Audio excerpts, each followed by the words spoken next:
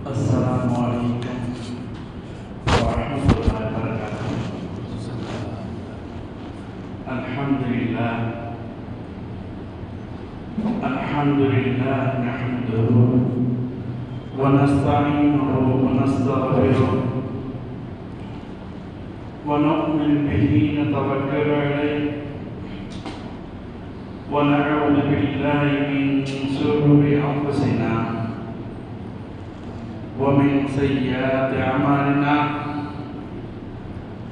من يهده الله فلا مضل له ومن يضلل فلا هادي له ونشهد أن لا إله إلا الله وحده لا شريك له ونشهد أن محمدا عبده ورسوله. أما بعد فقد قال الله تبارك وتعالى في الفرقان المجيد بعد أعوذ بالله من الشيطان الرجيم بسم الله الرحمن الرحيم واعبد ربك حتى يأتيك اليقين. وقال نبينا محمد المصطفى رسول الله صلى الله عليه وسلم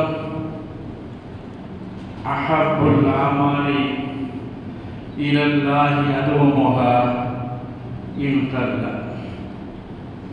أو كما قال عليه الصلاة والسلام. கண்ணியத்திற்கும்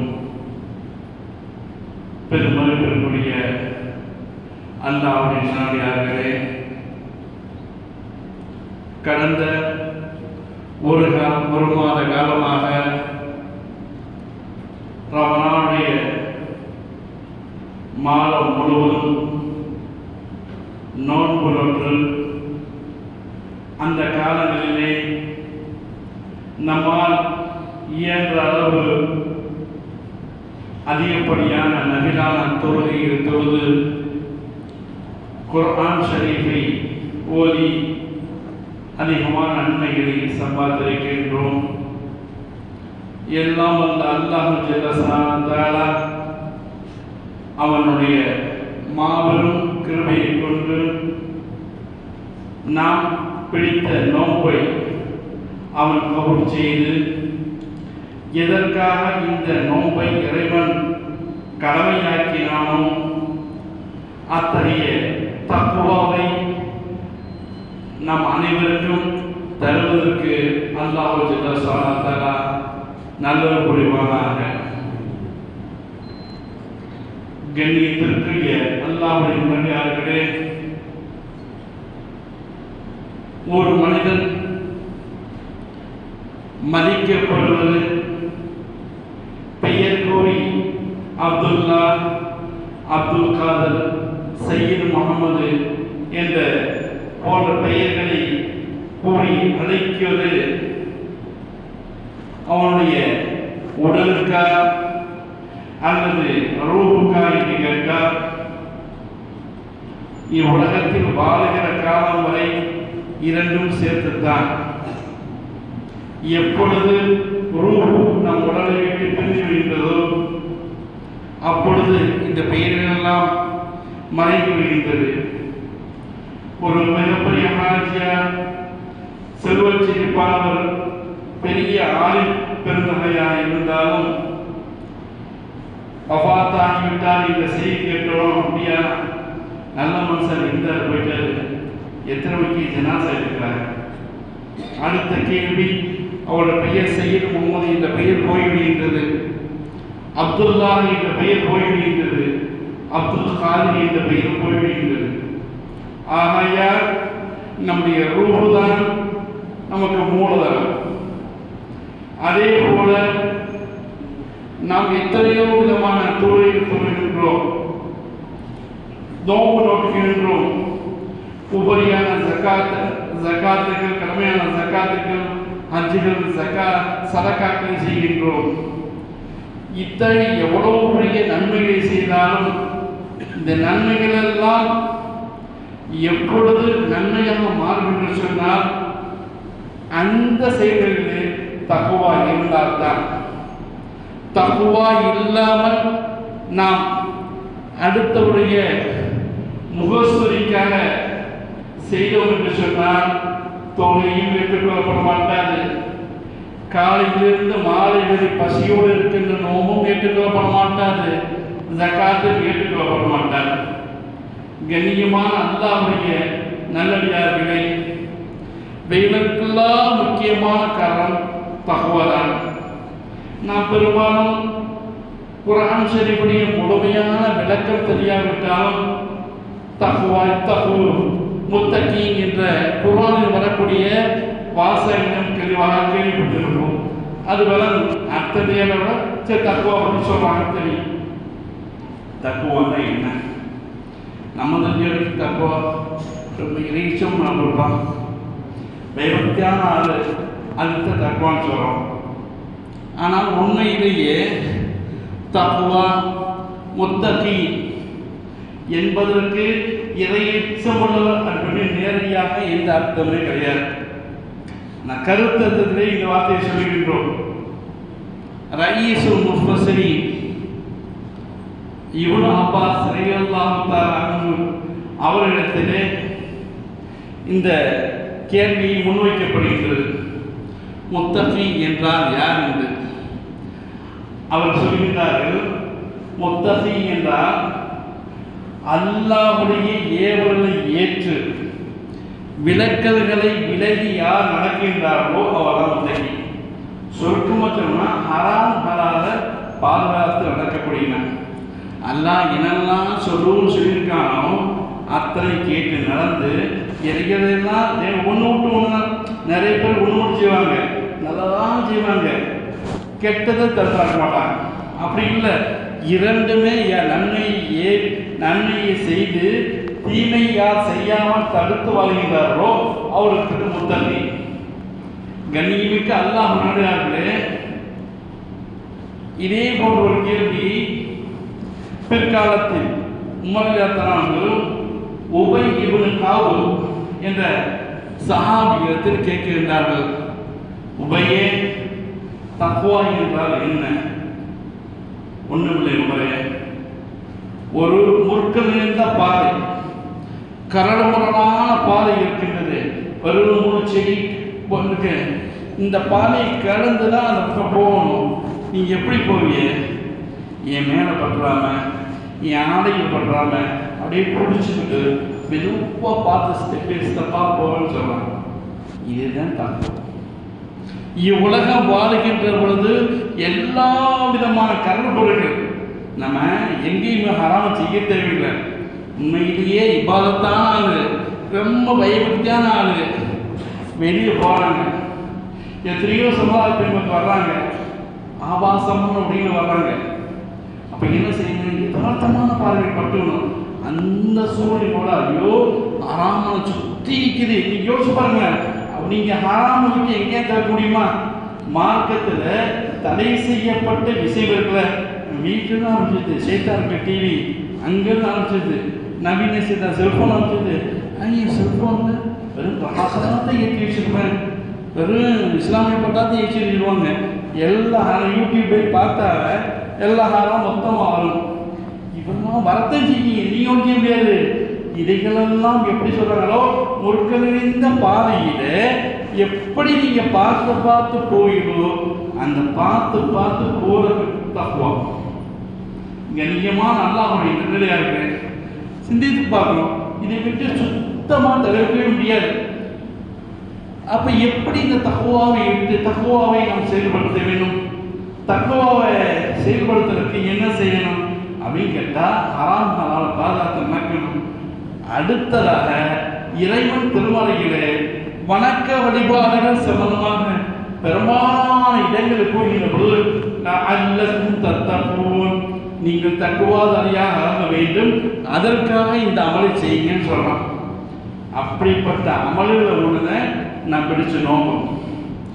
யா அய்யுஹல்லதீன ஆமனு குதிப அலைக்குமுஸ் ஸியாம் கமா குதிப அலல்லதீன மின் கப்லிக்கும் லஅல்லக்கும் தத்தகூன். ஈமான் கொண்ட விசுவாசிகளே, உங்களுக்கு நோன்பை கடமையாக்கி இருக்கிறோம். உங்களுக்கு முன் சென்ற சமுதாய மக்கள் ஆதம் அலைஹிஸ்ஸலாத்து வஸ்ஸலாம் அவர்களிலிருந்து ஈசா நபி வரை உள்ளவர்களுக்கு நோன்பை நாம் கடமையாக்கின்றோம். எதற்கு தெரியுமா? லஅல்லக்கும் தத்தகூன், நீங்கள் தக்வாதாரியா ஆக வேண்டும் இருக்கேன். அப்போ முத்தகீன் ஆக வேண்டும் சொன்னால் நோன்பை செய்ய வேண்டும். இந்த நோன்பு நோன்பு பிடிச்ச ஒரு மாதம் பெரும்பான்மையான வீடியோவில் ஹராமான விஷயங்கள் டிவியை கூட போடவே கூடாது ஆஃப் பண்ணி வச்சு எத்தனையோ ஒன்று இருக்கு. எத்தனையோ பேர் டிவி போடவே கூடதில்லை, வீண் பேச்சு பேசிக்கிட்டு இருக்காங்க, புறம் பேசிக்கிட்டு இருக்காங்க. எப்பா நோன்பு காலத்தில் பேசலாமாப்பா, நோன்பு காலத்தில் அமைதியாக இருப்பா சொல்கிறோம். தவறான பார்வைகள், சிகரெட் பிடிக்கிறவங்க கூட காலையில் 4:30 மணிக்கு ஆரம்பித்து சாயங்காலம் 6 மணி வரைக்கும் எந்த விதமான செயல் செய்யறதில்லை, கெட்ட பேச்சு செய்யறதில்லை. அல்லாஹ் எதை தடுத்திருக்கின்றானோ அதை எதையுமே செய்யறதில்லை. அல்லாஹ் எதை ஏவி இருக்கின்றானோ தொழில் ஏவி இருக்கின்றான். வர்றாங்க ரமலானில் கண்ணு லோகத்தில் லோகத்தில் முடித்தவொன்னே குரான் ஷரீஃபுக்கு ஓதி போகிறாங்க, முடிஞ்சு தஸ்பீஹ் செய்கிறாங்க. இந்த விளக்கு எதை செய்யிருக்கிறானோ எல்லா விஷயத்தையுமே செய்யணும்.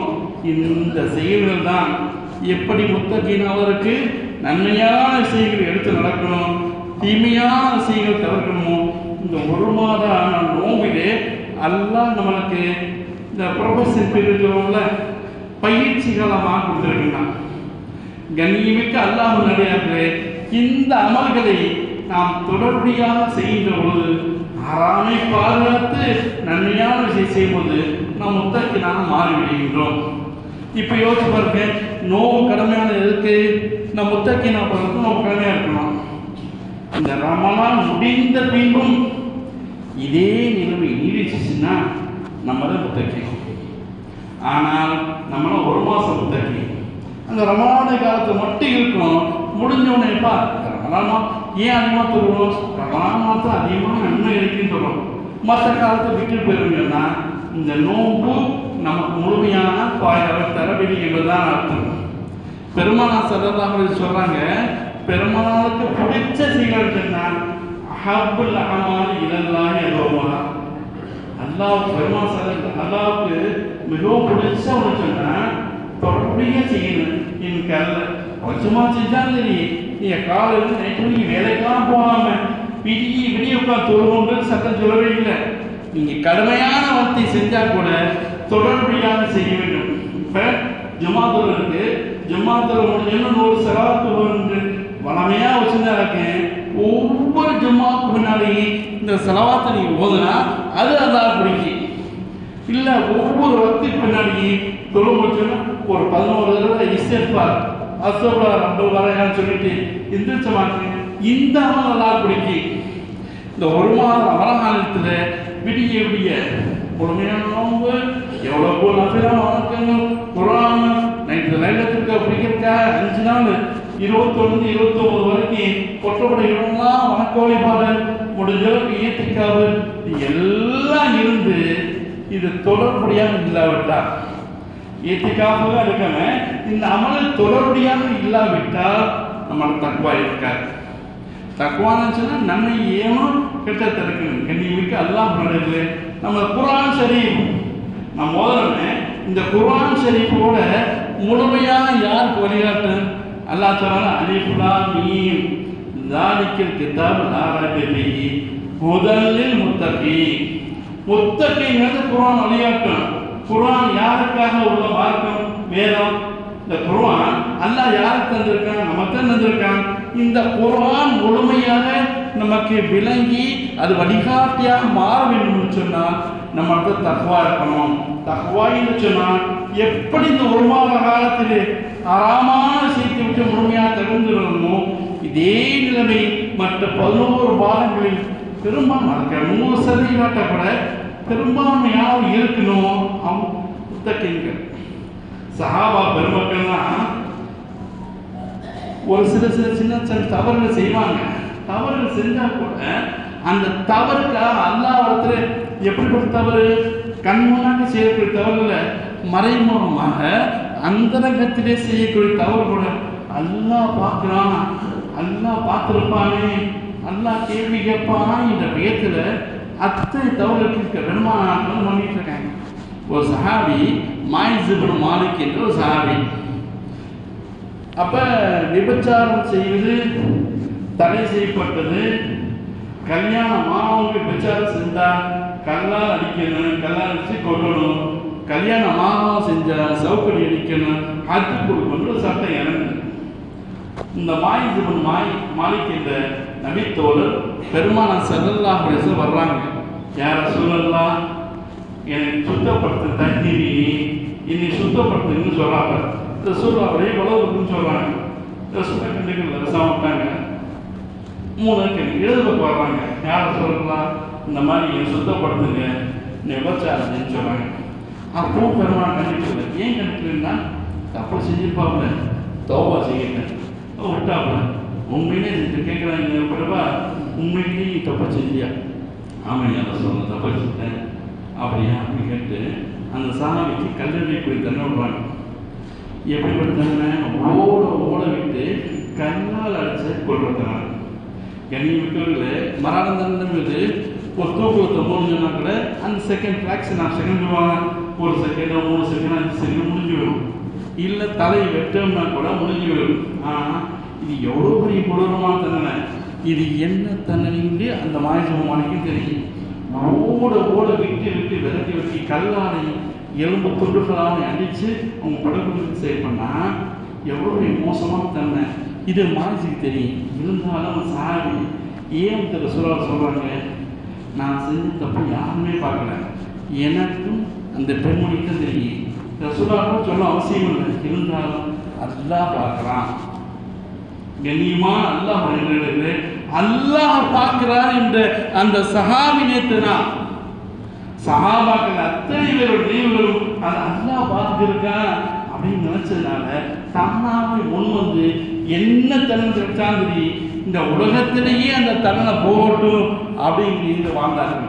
கண்ணியமா அல்லாஹ்வுடைய நல்லது இந்த தவறான ஹராமான விஷயத்தை விட்டு செய்ய போகும்போது தவிர்த்துக்கிறன்னு முத்தக்கினாங்கன்னா எல்லாத்தையும் முத்தக்கின ஆசை இருக்கதான் செய்யும். ஏன்னா முத்தக்கின்களுக்கு அல்ல விபரமான சொர்க்கம் வச்சிருக்கான், அவ்வளோ பிரமாமா சொர்க்கம். அந்த சொர்க்கம் கிடைக்கணும்னா எவ்வளோ பெரிய நன்மை செய்யணும். நம்ம செய்ய போகும்போது சிறு தவறுகள் ஏற்படும் கூட யாருமே பார்க்கல, நான் சோத்துக்குள்ளது நடக்குது அப்படின்னு அல்லாஹ் பார்த்துக்கிருக்க மாதிரி கண்ணியமிக்க அல்லாஹ் நடிகார்களே, ஏன் சஹாபா பெருமக்கள் அவ்வளவு உயர்ந்து என்றார்கள் என்று சொன்னால் அல்லாஹ் பார்க்கலாம் என்று ஹராமான விஷயத்திற்கு முழுமையை தவிர்த்தாங்க, அதனால உயர்ந்து இருந்தாங்க. இதே போல மது ஆரம்ப காலத்திலே அனுமதிக்கப்பட்டிருந்துச்சு. மது அனுமதிக்கப்பட்டிருந்த காலத்தில் சஹாபாக்கெல்லாம்